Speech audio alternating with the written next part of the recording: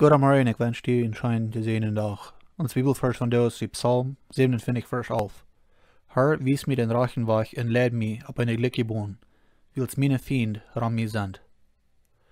Ein Mann von Iowa, nördlich von dem Boy Vernon, vertelt von, wie viele Ratterherden Ansiedler, die Völker durch Iowa reisen, jedes Mal sich verbistern, weil sie das Land noch nicht gut haben.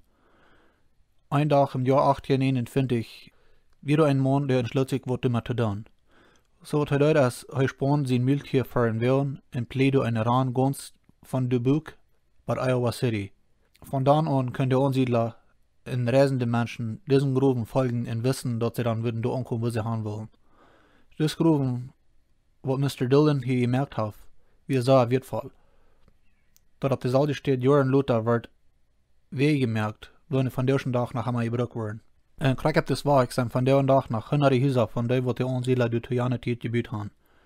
Das sei nur das rein interessant zu sehen. Mr. Dillon sein Werk wie öffentlich so gut, dass viele den benutzen und dadurch fangen, nach was sie sagten. Jeder Mann grof sie zu sein in Gruben in sein Leben, von der Weg bei dem Grof. Und die Frau ist das Werk, was wir merken, ein sicherer Weg, so dass die, was sich entscheiden, anfangen runterzugehen, weiten können, dass du ein sicherer Weg ist, wenn uns Weg nicht so ist, als der vorher erwähnte, aber der riecht, von dem, wo wir geboren wurden, ganz bei der Ewigkeit. Wir müssen weiten, wenn wir gefahren und leichter, wir sollen in den Stich gehen. Wir sollen unseren Weg so sicher merken, dass du gern das. Wo lädt der Weg an, was du, mein lieber Freund, merken das? Der Weg im Himmel ist schmal, und der Port ist eng. Gottes Segen und wieder einen gesehenen Scheintag.